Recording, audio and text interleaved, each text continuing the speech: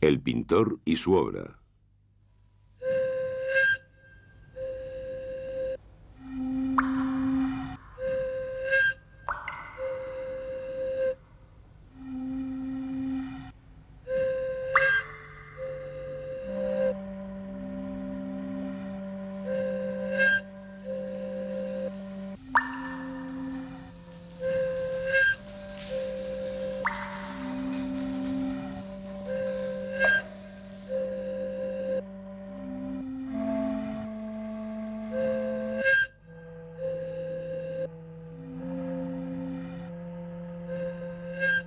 Lescaut, prehistoria del arte.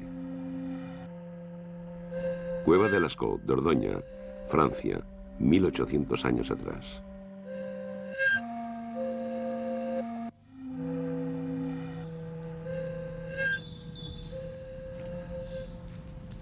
...8 de septiembre de 1940... Montignac, un pueblo a orillas del Vézère, en Dordoña. Marcel Ravidat, de 17 años, aprendiz de mecánico, pasea por una colina cerca del lugar llamado Lascaux. Baja por un hoyo lleno de zarzas. En el fondo de este hoyo, causado por la caída de un árbol, hay un agujero donde una piedra rueda y resuena. 12 de septiembre. Ravidat vuelve con un candil. Va acompañado de 3 amigos, Jacques Marsal, Georges Agniel y Simon Coencas. Agrandan el agujero. Ravidat es el primero en entrar. Se desliza por unos escombros y se encuentra en una gran cavidad. Llegados al fondo de la primera sala, los 4 jóvenes descubren pinturas en las paredes. Después de mantenerlo en secreto varios días, los descubridores deciden contárselo a su antiguo maestro de escuela, Léon Laval, que baja a la cueva. El abate Breuil, el más famoso prehistoriador francés, está refugiado en Brive, no lejos de Montignac. 9 días después de su descubrimiento, visita la cueva.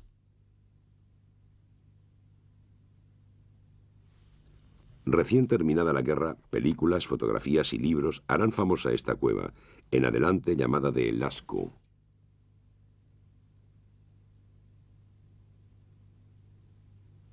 Maurice Taon, bajo la dirección de Breuil, empieza el estudio de las paredes. El abate Glory prosigue las excavaciones y hace copias de las pinturas y los grabados.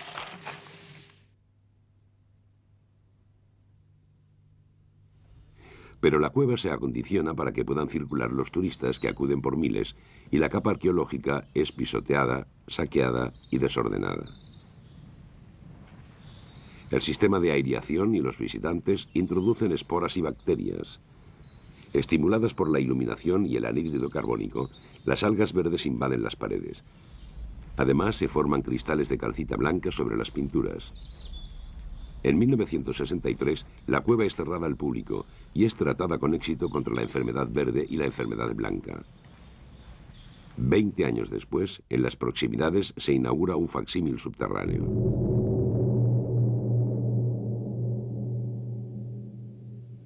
Hace 35.000 años, durante una de las últimas glaciaciones, el hombre de Cro-Magnon, la especie humana moderna, apareció en Europa occidental y poco a poco fue suplantando al hombre de Neandertal.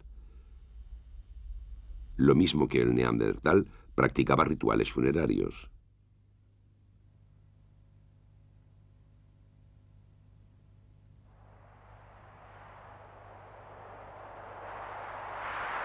Los hielos polares cubrían parte del norte europeo. El clima del valle de la Vézère se parecía al de los países de estepas frías o de tundras actuales. Los hombres solo podían sobrevivir con una aportación constante de carne gracias a la caza y la pesca, complementadas en verano con la recolección de varias plantas.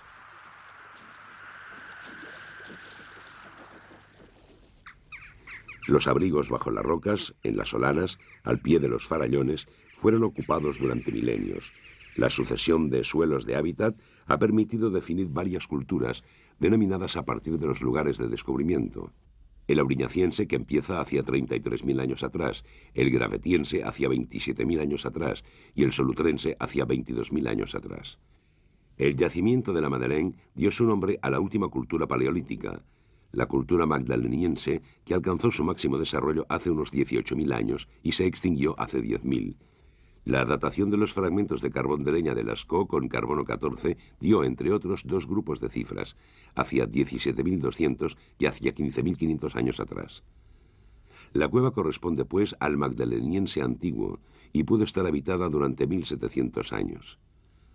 Los investigadores, basándose en ciertas consideraciones estilísticas, retrasan aún más la fecha de las primeras pinturas y atribuyen la cueva a la fase final del Solutrense. Los restos de un arte parietal profundo se encuentran en varias zonas: valles del Vézère y Dordoña, Quercy, curso bajo del Ardèche, Pirineos y costa cantábrica. Todas estas regiones, situadas en el extremo de Europa occidental, tienen en común sus numerosas cavidades relacionadas con el sistema kárstico.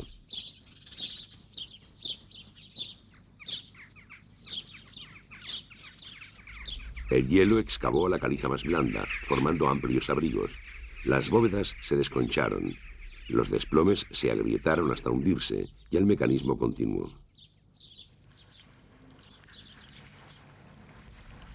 En cuanto a las cuevas, se formaron con la infiltración del agua en las grietas del banco de rocas.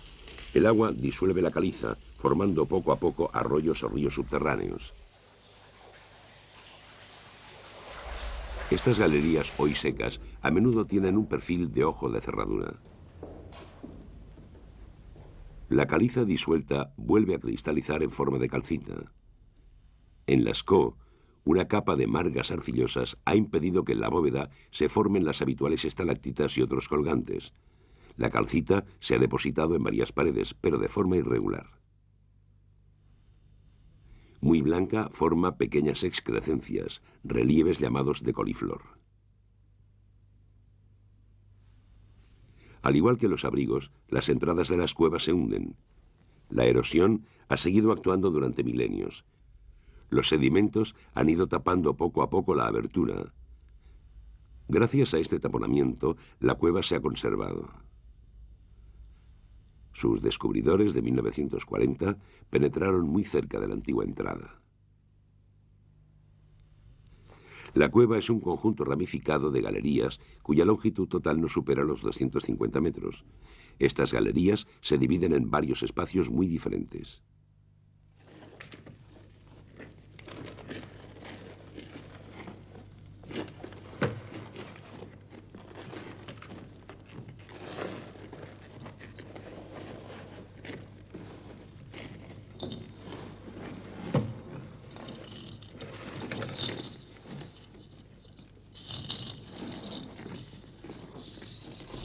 La Sala de los Toros es una rotonda oval de 6 a 9 metros de ancho y unos 20 metros de largo. Su bóveda culmina en 5 metros. Una pared regular muy inclinada y cubierta de calcita blanca le da la vuelta.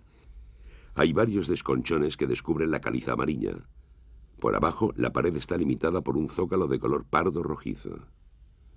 Se distinguen por lo menos 4 grandes toros de tamaño creciente.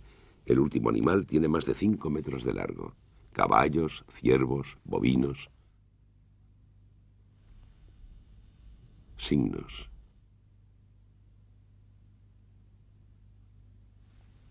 Y un extraño animal llamado el unicornio.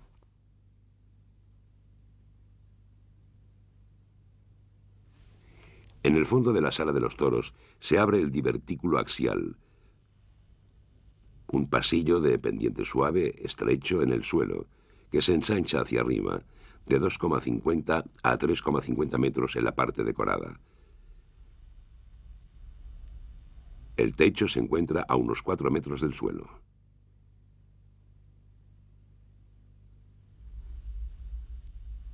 A la entrada, a la izquierda, hay una vaca. A la derecha, un ciervo incompleto. 3 grandes vacas rojas. 2 caballos llamados los caballos chinos. Signos. Después de un estrechamiento en la pared de la derecha, hay una vaca negra. Luego, una serie de caballitos llamados los ponis. Una cabeza de toro. En la pared de la izquierda, un toro de más de 3 metros de largo con 2 siluetas de vacas rojas.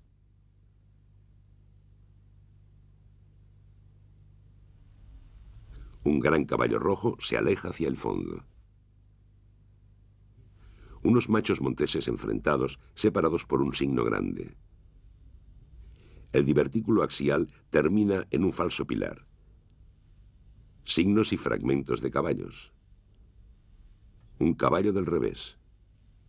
Luego hay un pasadizo o serpenteante, bajo y estrecho, que prolonga varios metros la galería. En la pared hay un bisonte rojo y 2 caballos.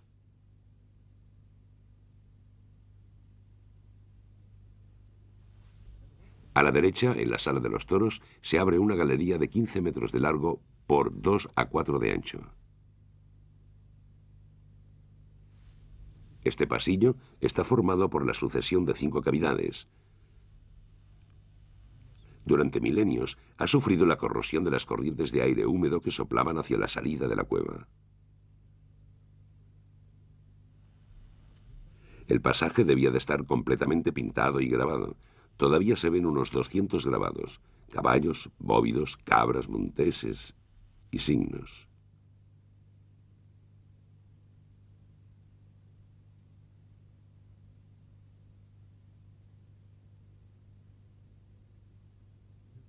El pasaje desemboca en la nave, una amplia sala de 5 metros de ancho que desciende con fuerte pendiente a lo largo de 20 metros. En la pared de la izquierda, en la esquina entre el pasaje y la nave, hay un pequeño caballo grabado. En un friso aparecen 7 cabezas de machos monteses y una de cierva.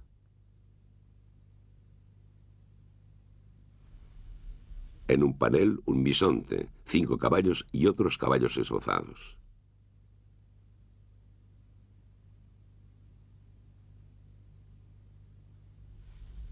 Más lejos, una gran vaca negra y una veintena de caballitos en fila. Todos estos animales están llenos de trazos grabados que subrayan sus contornos. Tocando las pezuñas de la vaca hay varios signos cuadriculados policromos y grabados, los blasones.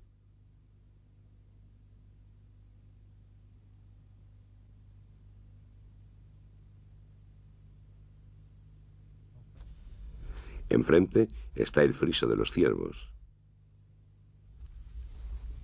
Más abajo, los bisontes cruzados.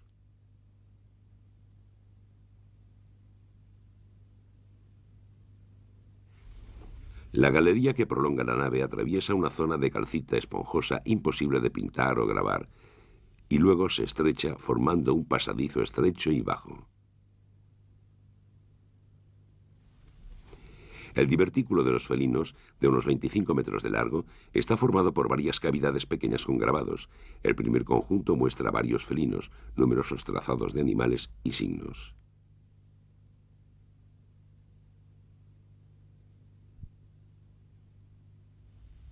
Después de un pozo, hay varias figuras más, entre ellas un bisonte. El alineamiento de una cruz y 3 barras y 6 puntos alineados de 2 en 2.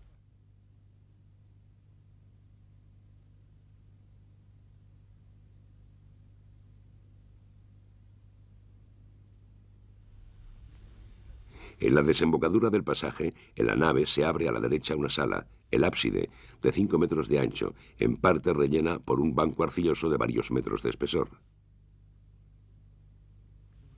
En el techo hay 2 caballos enfrentados, uno amarillo y el otro rojo, y restos de otras pinturas borradas por la corrosión. Y por todas partes, del suelo al techo, gran cantidad de figuras superpuestas.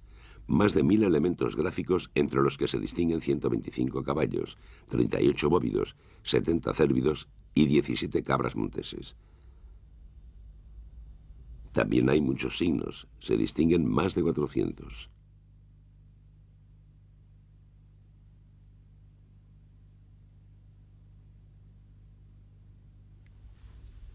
Al fondo del ábside, más allá de una grieta en la caliza, se abre el pozo de unos 5 metros de profundidad. Abajo, un estrecho pasillo está interrumpido por un desprendimiento. En una pared del pasillo vemos la cabeza y el cuello de un caballo.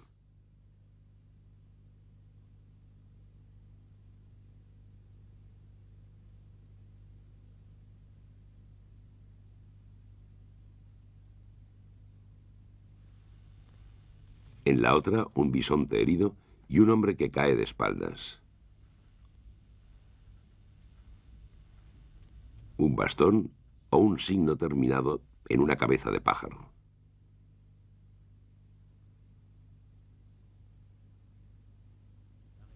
rinoceronte. 6 puntos alineados de 2 en 2.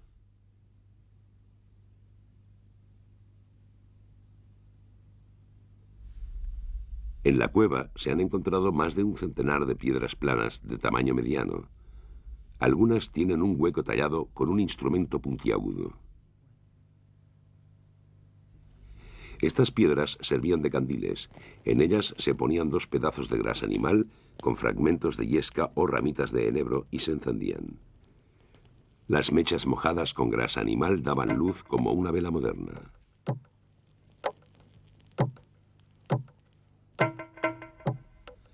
Además, los pintores prehistóricos se alumbraron con simples hogueras en el suelo y con teas de madera resinosa. Durante las excavaciones en el pozo se descubrió, enterrado en la arcilla, un quemador de arenisca rosa ahuecado, tallado y pulido. En el hueco había carbón de un resinoso identificado como enebro. Para decorar los paneles situados a 3 o 4 metros de altura, los pintores pudieron utilizar maderos tallados en escalera. En el divertículo axial hay varios agujeros en la pared y una cornisa situados en el mismo plano horizontal. Mediante un andamiaje formado por varios maderos sujetos a la roca, los pintores pudieron sostenerse de pie y acceder a las partes altas de la galería. El pasaje, hoy excavado para que puedan pasar los visitantes, solo se podía atravesar agachado. Los pintores tuvieron que trabajar allí sentados. Para pintar la vaca negra de la nave, pudieron instalarse en las cornisas, que en algunos lugares es bastante ancha. Enfrente, unas sencillas escaleras de troncos facilitarían el acceso a la pared elevada de los 5 ciervos. El divertículo de los felinos brinda unos paneles muy bajos, todos ellos a mano. Pero para llegar al extremo hay que atravesar un pozo de más de 4 metros. En el borde de este pozo se ha descubierto, enterrado en varios centímetros de arcilla, un fragmento de cuerda descompuesta formada por 3 cabos torcidos de fibras vegetales.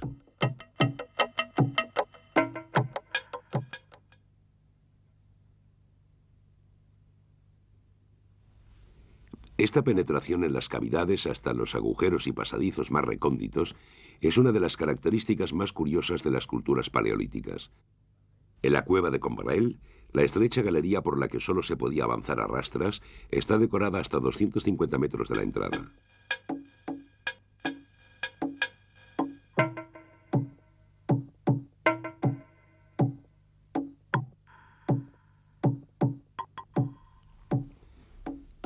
Los campamentos prehistóricos a veces parecen verdaderos osarios.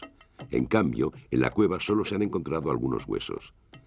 Los pintores o los usuarios llevaban consigo el alimento justo para los días de sus estancias subterráneas. Carne de ciervo, de jabalí, de caballo y sobre todo de reno. Era el animal más cazado en la región. Con la cuerna del reno, los hombres fabricaban puntas de azagaya. En la cueva se han encontrado varias puntas de estas. El reno ocupaba el lugar principal en la vida diaria, pero curiosamente es el único animal que no está representado en Lascaux, a no ser que se interprete como reno un grabado confuso del ábside. Los animales más grandes de Lascaux son los uros, la forma antigua y salvaje de nuestros toros domésticos y toros de lidia. El último animal en libertad fue abatido a principios del siglo XVII en Polonia. Luego, mediante cruces de varias especies domésticas, se han logrado imitaciones más o menos logradas del uro.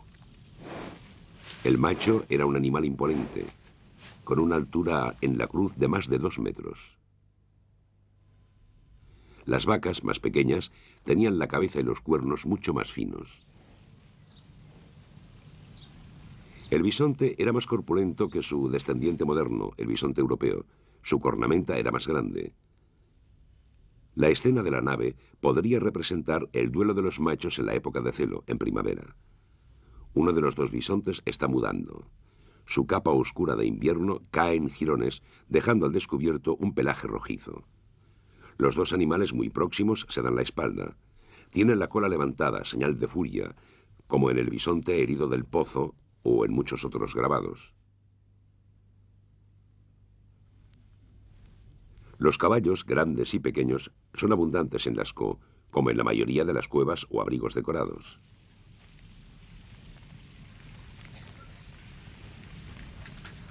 Varios de ellos tienen una capa de color en forma de M, con la barriga más clara. Y a menudo tienen unos trazos en el hombro. Estos signos se encuentran en el caballo de Przewalski, uno de los escasos caballos salvajes que se conservan gracias a los zoológicos y a las reservas naturales. Otros se parecen al tarpán, caballo salvaje de la estepa de extremidades alargadas. Otros a los ponis.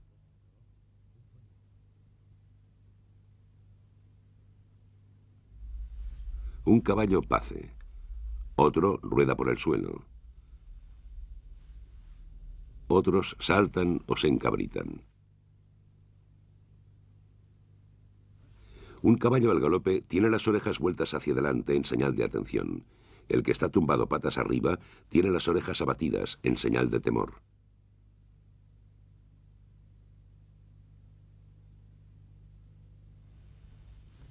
Las imágenes de ciervos son numerosas. Algunas cuernas que parecen exuberantes están dobladas por los pintores. Cornamentas de 2 troncos, candiles y coronas, y a veces palas muy anchas.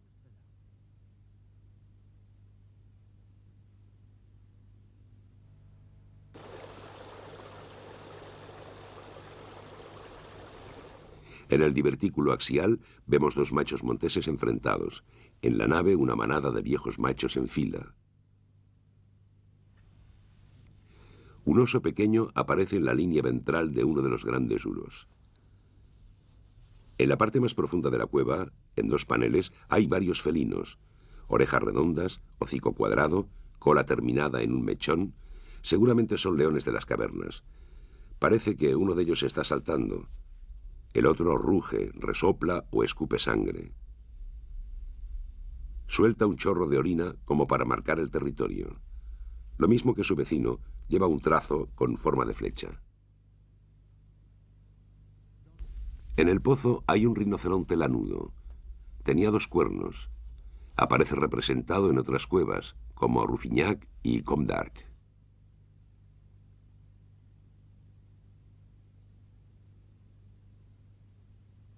Uro, bisonte, caballo, ciervo, cabra montés, oso, león, rinoceronte. El bestiario de Lascaux es como el de muchas otras cuevas.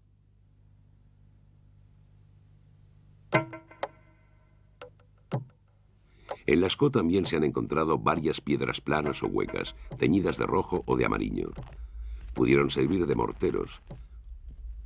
Otras eran cubiletes para el polvo o la pintura líquida.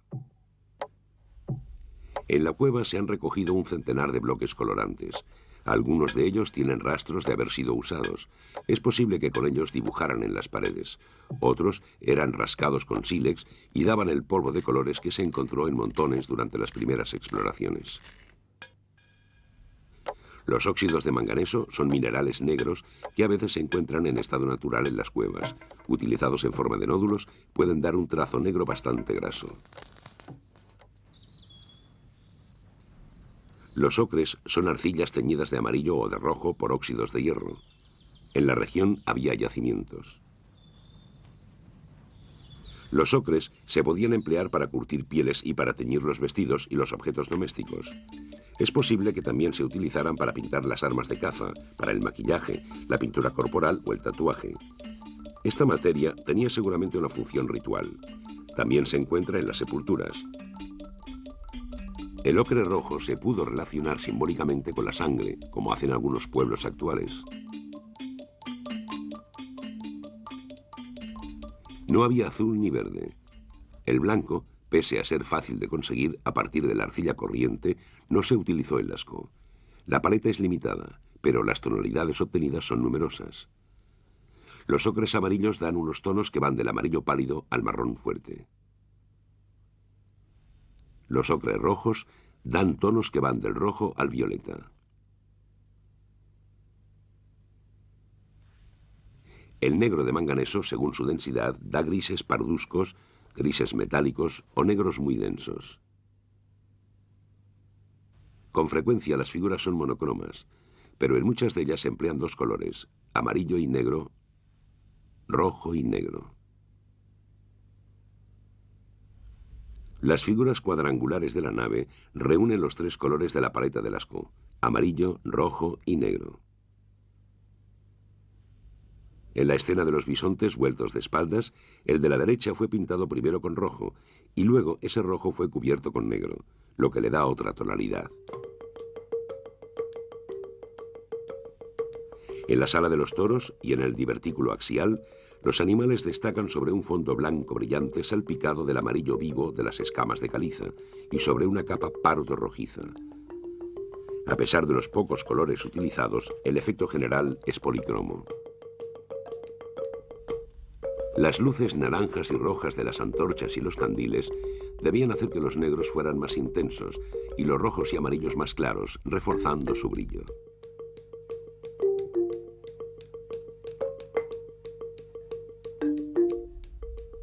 Cada soporte impuso una técnica especial. En el ábside y la nave, la caliza por lo general es lisa y friable. Se pudieron trazar verdaderos dibujos, como el friso de los ciervos, con pedazos de óxido de manganeso para las 4 primeras cabezas y de arcilla bistre para la quinta. El dibujo está realizado a partir de una X central, verdadera abstracción que encontramos en todo este friso.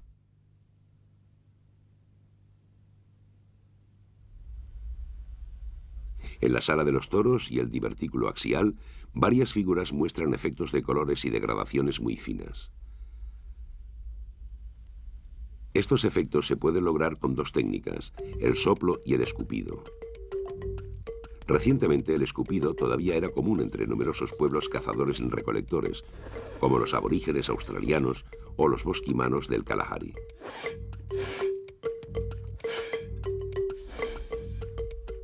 Así es como se obtuvieron algunas de las figuras rupestres más antiguas, como las manos negativas.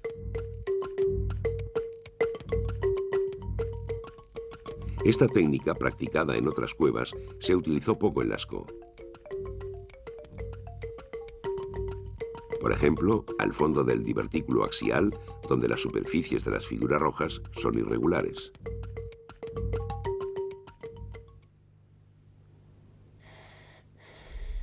El soplo consiste en proyectar el pigmento sobre la superficie rocosa con la ayuda de un hueso hueco o una caña. El polvo se reparte de una forma bastante regular. La mano o varios objetos planos, pieles o cortezas, pueden servir de plantilla para obtener contornos precisos. Los puntos a veces están formados con la técnica del soplo. Los machos monteses están dibujados con series de estos puntos, pero juntos.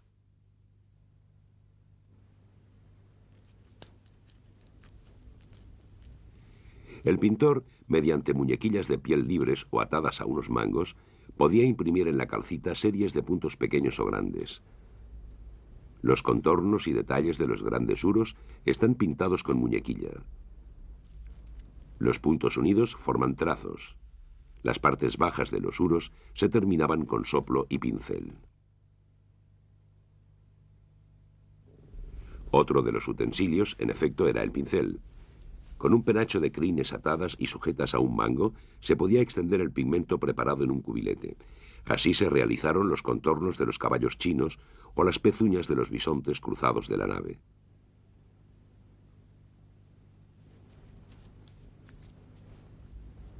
A veces se aprecian retoques. Los cuernos del primer uro de la rotonda, que primero eran negros, fueron repasados con rojo, pero nada permite averiguar cuánto tiempo después. También hay correcciones.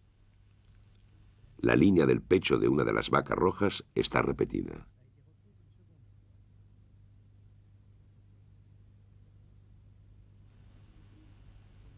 Si se tienen en cuenta las complejas manipulaciones de los pintores, el trabajo es muy esmerado. Parece como si la pared estuviera rodeada de un respeto sagrado.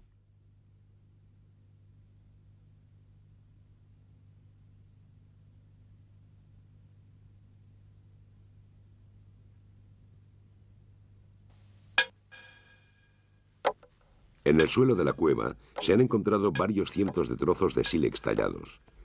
Los útiles tienen huellas de uso. El trazo fino se obtenía con una punta El grabado más ancho utilizando toda la anchura del sílex y repasando el trazo varias veces. El trazo grabado elimina la capa superficial y descubre la roca subyacente más clara. Asociado a la pintura, el grabado no tenía la función de un dibujo de preparación, porque solo intervenía en la fase final. Servía para delimitar las manchas de color, aportando un modelado a la pintura por efecto de contraste.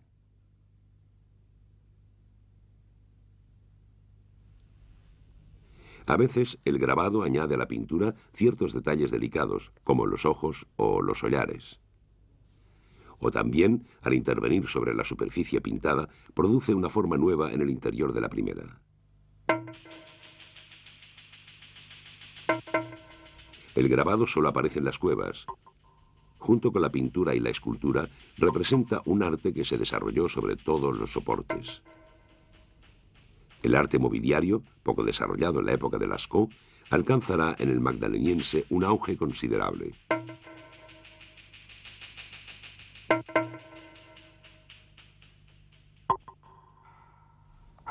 Al entrar en la cueva, los primeros visitantes encontraron un volumen muy acogedor, a escala humana, con sus paredes poco separadas, sus grandes superficies de calcita blanca fáciles de decorar y sus pasillos. Da la impresión de que numerosos animales se desplazan por el suelo imaginario, delimitado por las cunetas inferiores. Un caballo del divertículo corre por la cresta de una especie de peñasco. En la nave, la cornisa sirve de apoyo a la manada. A veces las formaciones de la pared determinan la forma de los animales.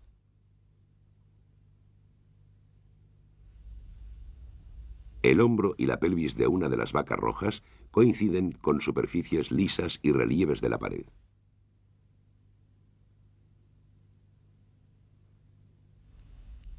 El caballo caído se enrosca alrededor del falso pilar.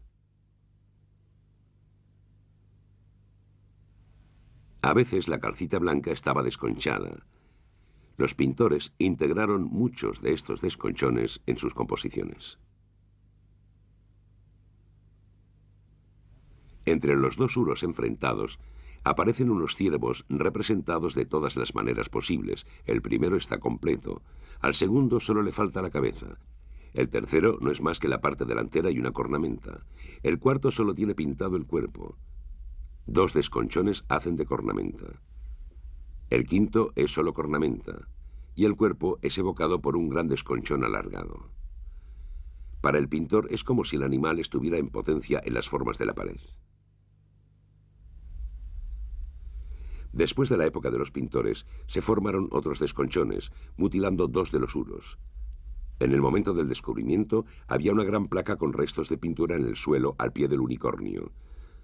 Hoy, apenas conservan ningún resto de color, pero se puede poner en su sitio gracias a una foto de 1948. De este modo, un caballo pequeño recupera su cabeza, y también reaparece una gran cabeza pintada como la de los uros de al lado. Asimismo, en la pared opuesta, muy corroída, solo queda la huella de un sexto uro que miraba hacia la entrada de la cueva.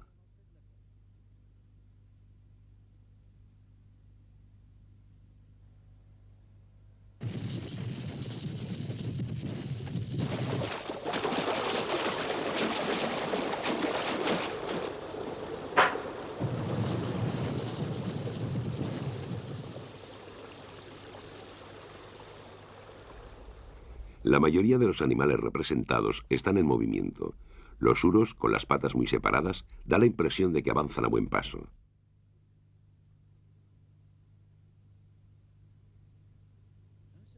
Un solo detalle anatómico puede indicar el movimiento. El bisonte herido del pozo está embistiendo. El pintor ha bajado su cabeza sin desplazar el resto del cuello. Una vaca del divertículo axial está representada saltando o rodando por el suelo. A veces un pequeño trazo o un punto evocan el aliento del animal. Es posible que varios grupos representen las actitudes o posiciones diferentes del mismo animal.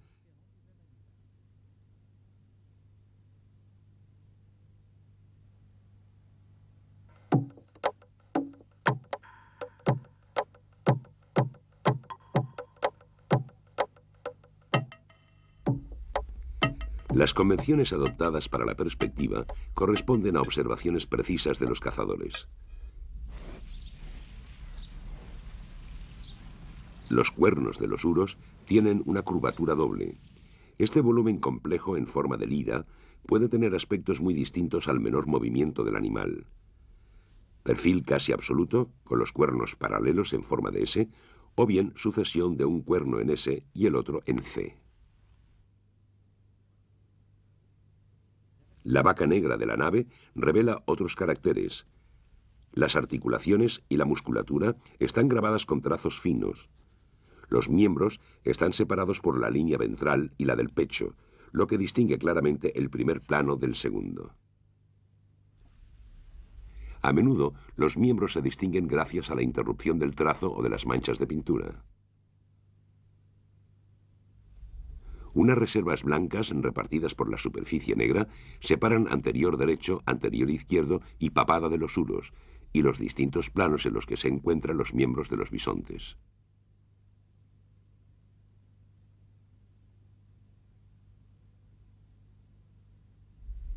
Las paredes pintadas están muy inclinadas o muy altas.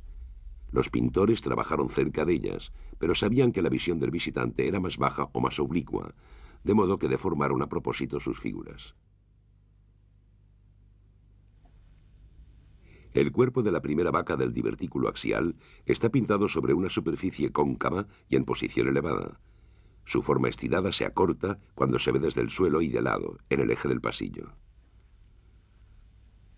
Uno de los uros de la rotonda también está muy estirado, pero desde el eje de la sala se ve normal. En la rotonda, el caballo pequeño fue pintado antes que el caballo grande, ya que la línea del vientre se detiene justo antes de la cabeza. Y este caballo grande, a su vez, fue pintado antes que los uros.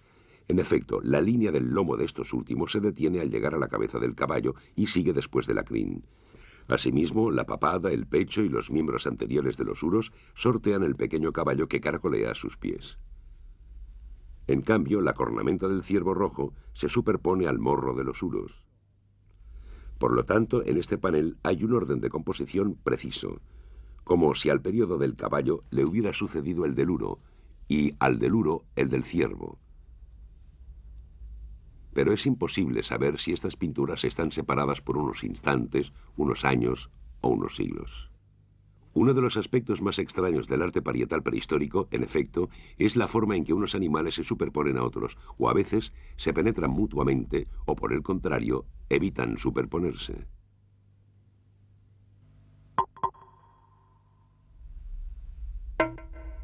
Las superposiciones de los grabados son aún más extrañas. Algunas paredes de Lascaux, en particular las del ábside, poseen miles de trazos grabados. En esta maraña se distinguen animales completos y fragmentos de animales.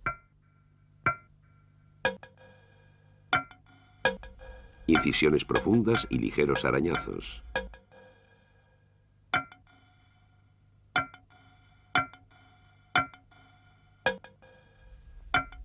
Tramas de líneas y trazos personalizados.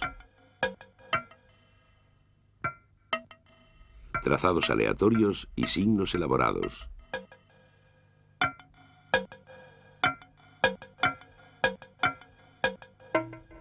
En Lascaux hay más de 400 signos pintados o grabados, número excepcional en el arte parietal. Trazos rectilíneos, trazos dobles paralelos, que también aparecen en las puntas de las azagallas encontradas en la cueva. Trazos múltiples en ángulo. Los encontramos en el quemador del pozo. A veces forman cadenas.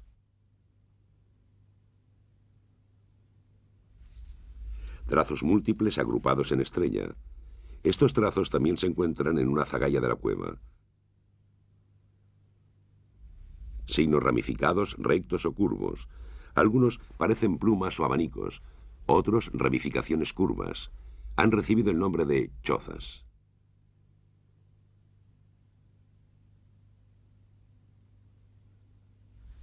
Signos cuadrangulares. En Lascaux hay más de 50. Son rectángulos cuadriculados. Signos compuestos. Reúnen varias figuras. rayas, cruces, palitos y puntos. Signos agrupados, series de trazos ganchudos o con punta de flecha. Por último, muy visibles, los grupos o filas de puntos grandes.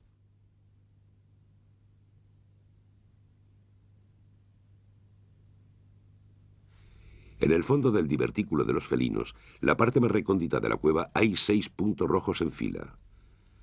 Encontramos otro grupo de 6 puntos, pero negros, detrás del rinoceronte. Es posible que este signo sea un límite.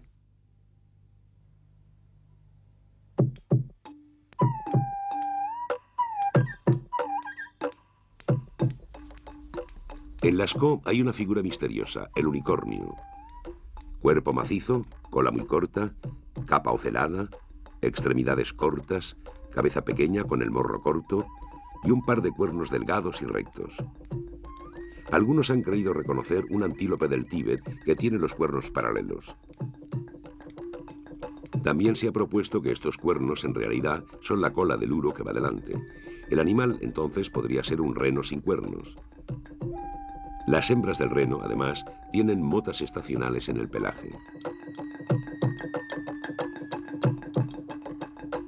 También se ha creído ver en la figura un felino o un brujo vestido con un despojo de animal. Por último, un verdadero ser imaginario. En efecto, en otras cuevas se han encontrado varias figuras irreales o fantásticas.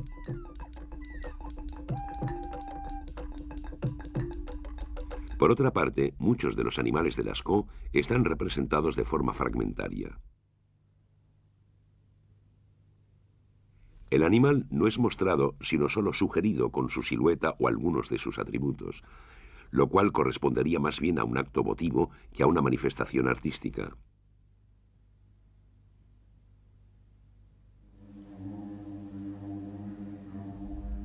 El único ser humano que aparece en Lascaux es la silueta pintada de negro en la escena del pozo.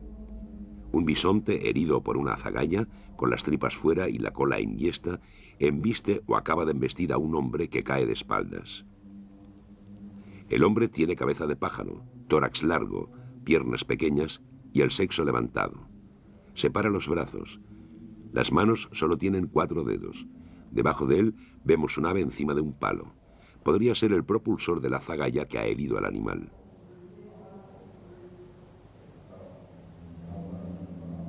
Hay varios personajes muy parecidos en otras cuevas decoradas. Por ejemplo, los hombres con cuernos de Gabilou, o sobre todo, el que se conoce por el gran brujo de la cueva de la Trois Frères, grabado complejo, resaltado con trazos negros de un humano tocado con una gran cornamenta. También hay varias escenas que enfrentan a un hombre y un animal.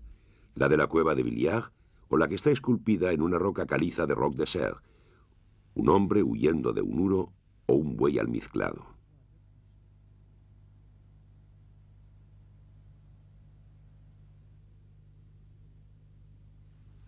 Por último, la escena del hombre herido se puede relacionar con las siluetas humanas atravesadas por líneas que encontramos en Pechmerle. Cugnac,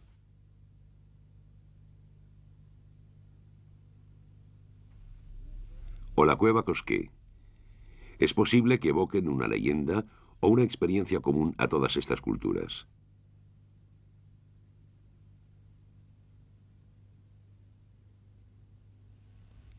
A finales del siglo XIX, época en la que triunfa el positivismo y el anticlericalismo, el arte se interpreta como puro producto de la pasión decorativa.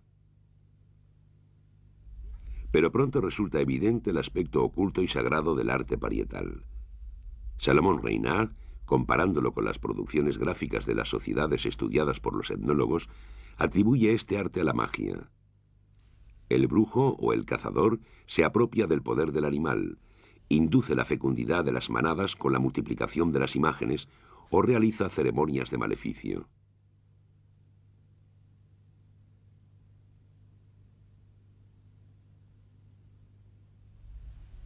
Según el abate Breuil, las cuevas eran santuarios donde se realizaban las ceremonias mágicas.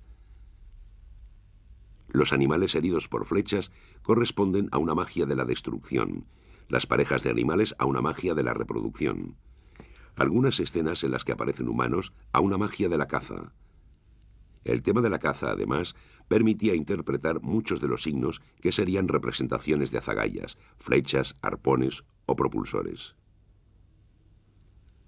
Los signos cuadrangulares serían trampas. Los signos simétricos, estilizaciones de huellas de animales o de cornamentas. En 1945, Max Raffel sugirió que la proximidad entre ciertos animales en las paredes tiene un sentido.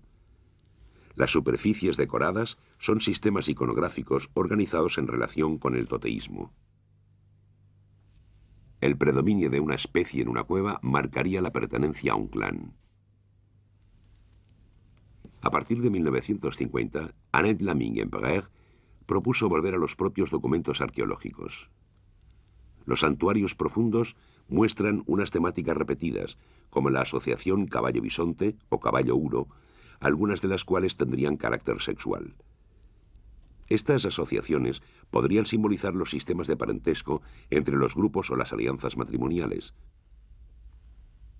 Por ejemplo, en el divertículo axial estaría representada la alianza del clan de la vaca con el del caballo.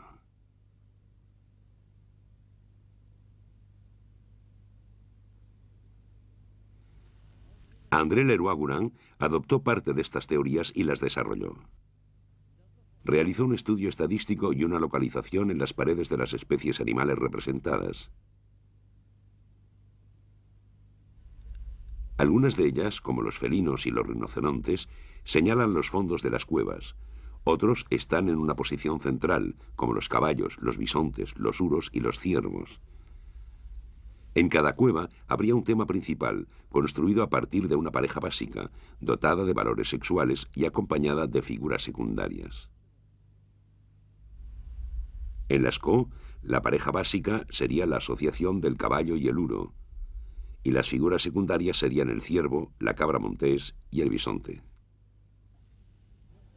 Leroi-Gourhan llamó la atención sobre los signos a los que también atribuyó un valor sexual. Los signos finos serían machos, los signos anchos, hembras. Estaríamos, pues, ante un sistema dualista sexuado, a la manera del yin y el yang chino. El propio Leroi-Gourhan atenuó este simbolismo sexual con el paso de los años, interesándose más bien en la cueva como espacio organizado. Las asociaciones de animales, su disposición en la pared, su relación con los signos, todos estos caracteres forman una especie de sintaxis. Después de Leroi-Gourhan, la atención de los investigadores se ha centrado en el análisis de la comunicación gráfica. Se han propuesto varias lecturas de los grandes paneles de las cuevas, pero hasta el momento no ha sido posible ninguna interpretación definitiva de estas estructuras.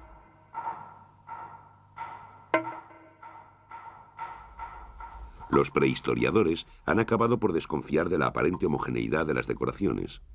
Percibimos como próximas unas manifestaciones gráficas que en realidad se extienden a lo largo de más de 20.000 años, es decir, cientos de generaciones. Cada gruta es distinta de las demás, cada una posee su propio estilo y su propia organización simbólica.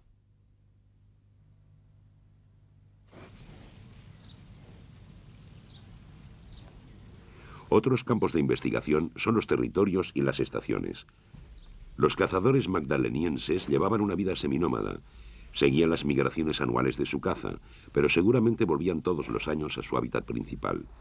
El valle del Vézère, abierto al suroeste, ofrecía en algunos periodos una flora más templada y era una ruta de migración animal estacional hacia los montes del macizo central. Los numerosos abrigos de la región eran hábitats de tribus de cazadores. Las cuevas decoradas, aunque estén cercanas entre sí, probablemente corresponden a etnias que se habían diferenciado poco a poco. Estilo, técnicas pictóricas, grupos de animales emblemáticos, todo era diferente, pero los principios religiosos de partida eran los mismos. No obstante, encontramos parentescos entre ciertos conjuntos. Así, los signos tectiformes son comunes a las cuevas de Font-de-Gaume, Combarel, Rouffignac y Bernifal. Los signos cuadrangulares de Lascaux también se encuentran en Gabilú, a 60 kilómetros de distancia, en el valle de Isla. La pequeña cavidad de Gabilú tiene otros elementos en común con Lascaux, como el estilo de los caballos, con la silueta característica y la perspectiva sugerida.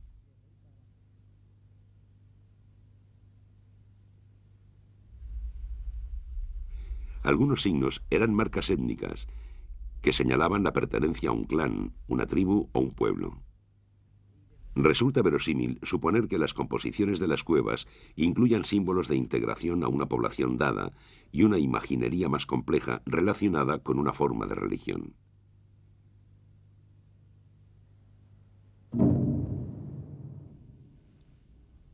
Es posible que los visitantes del santuario de Lascaux tuvieran que realizar un recorrido impuesto, ritual, que han conservado casi todas las religiones antiguas actuales. En este caso, se podrían distinguir varios espacios muy diferenciados.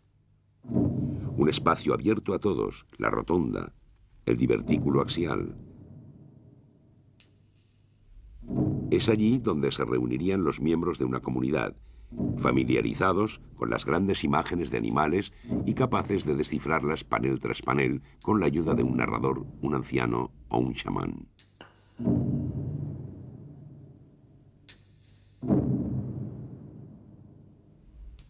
Un espacio secreto, esotérico, el de la nave y el ábside.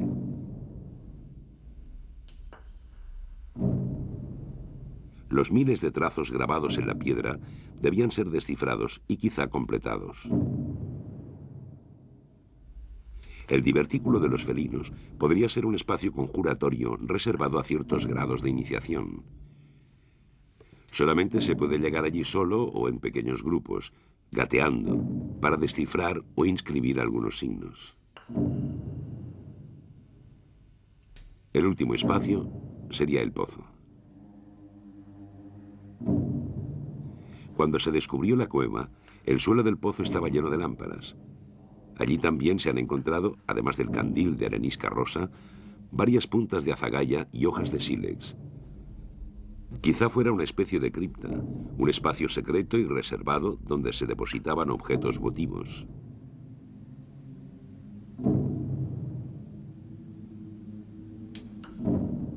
El espacio sonoro, las resonancias, también tendrían su importancia.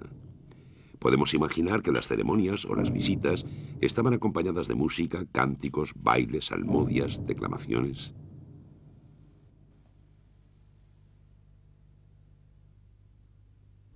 El aspecto visceral, animal o sexual de estos volúmenes subterráneos tuvo que desatar la imaginación.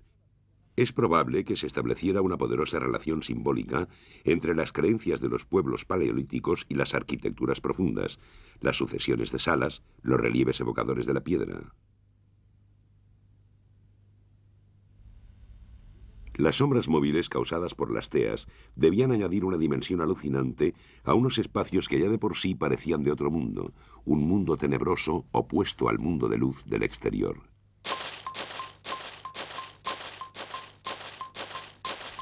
Varios autores han relacionado las pinturas rupestres con el chamanismo.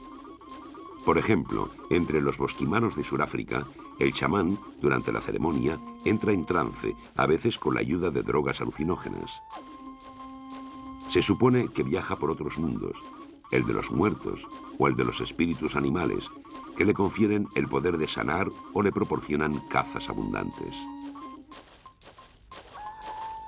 Esta cultura chamánica es propia de los indios de América y los pueblos de Siberia.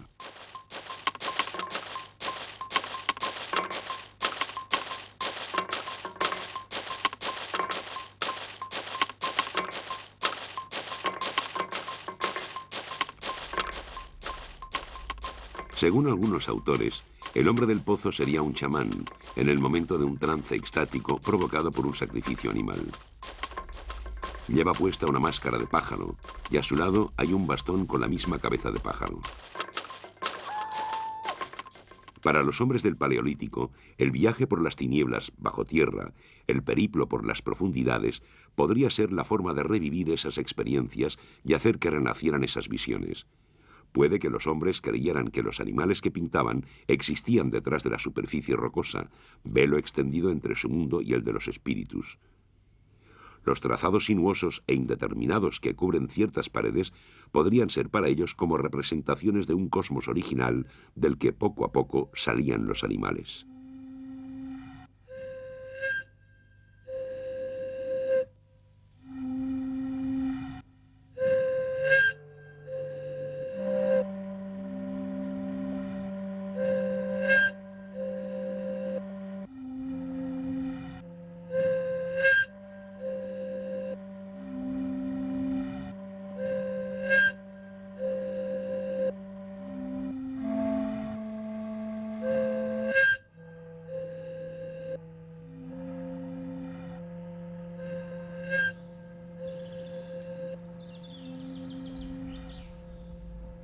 Por lo tanto, una cueva decorada sería una construcción simbólica con mensajes de distintos niveles de lectura. ¿Cuáles pueden ser estos mensajes? ¿Se pueden descifrar? Las cuevas son lugares sagrados, secretos. Las figuras y los signos que contienen corresponden a historias sagradas o iniciáticas transmitidas por la tradición oral de los pueblos, es decir, a los mitos. En efecto, en todas las sociedades sin escritura, el arte no se puede separar de los mitos fundamentales. El mito aparece en forma de relatos legendarios o imágenes de hombres, animales o seres fabulosos. Es una historia que permite contar los orígenes del sol, de las estrellas, de la tierra o de los hombres y resolver las contradicciones esenciales de la comunidad. Entre el cielo y la tierra, entre el día y la noche, entre los animales y los humanos, entre los hombres y las mujeres, entre la vida y la muerte.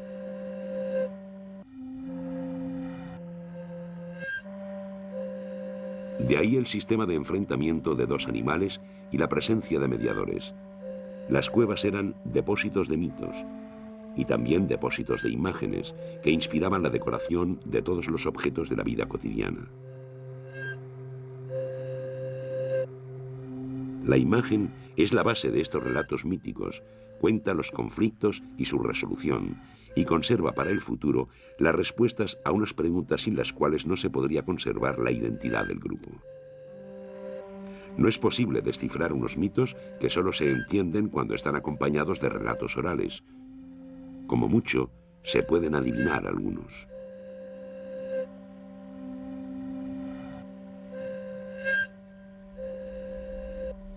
El hombre prehistórico tenía que percibirse necesariamente en una relación especular con el animal, o incluso como otro animal más. Los grandes antepasados de los que hablan los mitos del mundo siempre son animales. Como en la mayoría de las tradiciones orales de los pueblos cazadores, los mitos relatados en las paredes podrían ser historias de ese tiempo antiguo en el que el hombre aún no se distinguía de los animales.